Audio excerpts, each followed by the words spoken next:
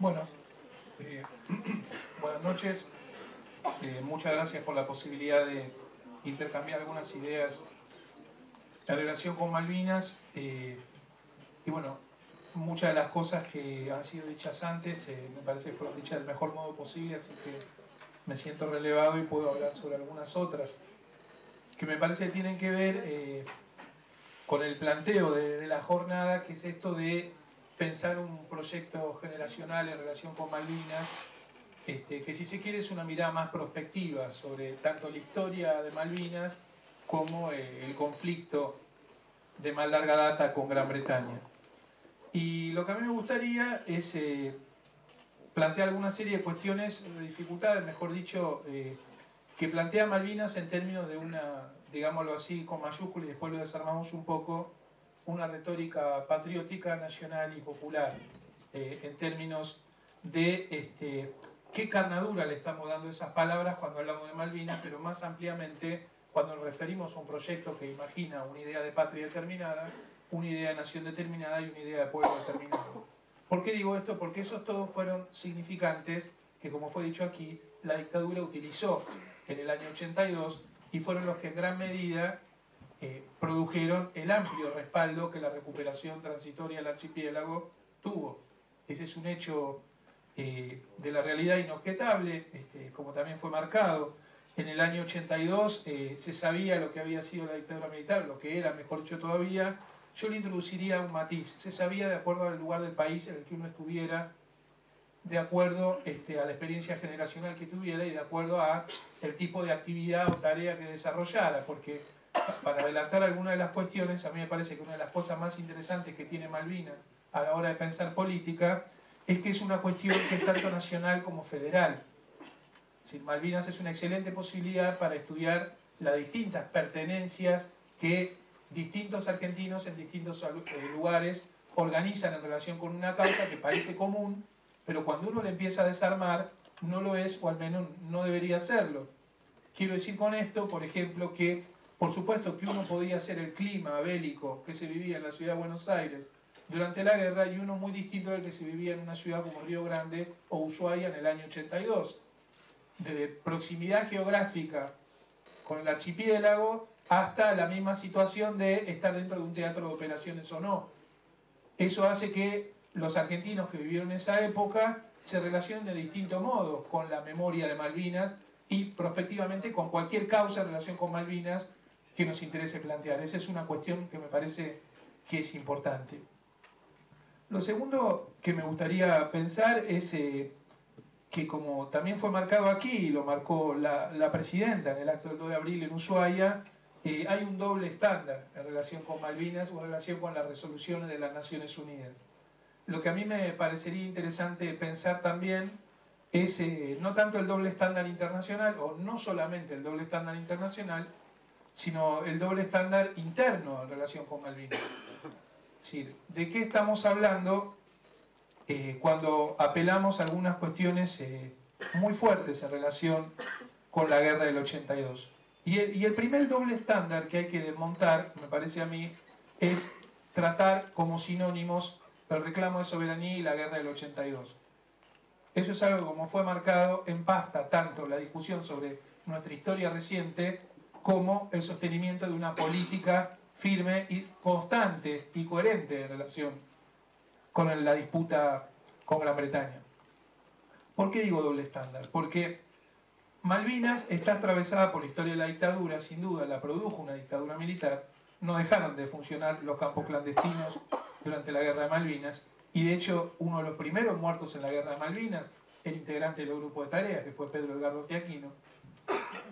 Y eso abre toda una cantidad de problemas, porque por ejemplo es una ley del Congreso de la Nación la que reconoce como héroe de Malvinas a los muertos en Malvinas. Independientemente, por ejemplo, de este mínimo dato histórico que planteo solamente para mostrar la complejidad del problema. ¿Qué nos abriría en términos de discusión política establecer algún tipo de límite acerca de quiénes son y quiénes no son héroes de Malvinas? ¿Y cuánto hay de prolongar esa situación de injusticia que marcaba Raimundi? Porque, por ejemplo, son héroes los que murieron. Podemos honrar a los veteranos. ¿Qué sucede, por ejemplo, con los que se suicidaron después de Malvinas? Si la discusión política también permite traer la cuestión de que una guerra no termina cuando se firma una rendición o se alcanza la consecución de un reclamo, por lo menos para quienes participan en ella. Entonces, cuando hablo del doble estándar interno me refiero a esto. Como Malvinas toca cuerdas que son muy sensibles a nuestra cultura política, a nuestras pertenencias regionales, a nuestras historias personales, podemos quedar a veces entrampados de lo contrario de aquello que queremos sostener cuando reivindicamos, por ejemplo, la idea de nación o la idea de patria. En nombre de la patria, también fue dicho aquí, se hicieron las cosas más perversas en el año 82, pero también se hicieron las más sublimes, en términos de compromisos personales y en términos de quiénes fueron a la guerra. Pero todas esas cuestiones tienen que ver con posiciones políticas acerca de lo que decido honrar, de en qué compatriotas, en qué compañeros me siento reflejado y quiero plantear como ejemplo, y quienes, más allá de un sacrificio y una entrega en la guerra, no merecen ese respeto, y hay que decirlo así brutalmente. Malvinas, como tiene que ver con la vida y la muerte, a veces no permite esa discusión.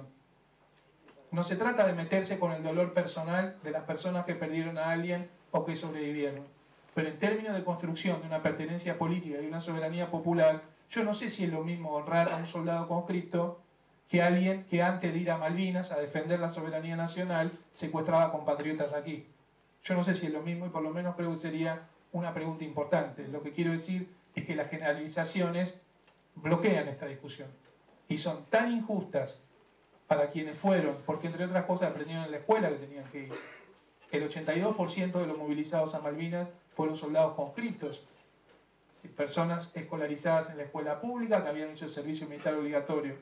Digo, claramente no deberían ser lo mismo en términos de homenaje y recuerdo, es una posición y la podemos discutir, que los cuadros de las Fuerzas Armadas, muchos de ellos involucrados en la represión ilegal.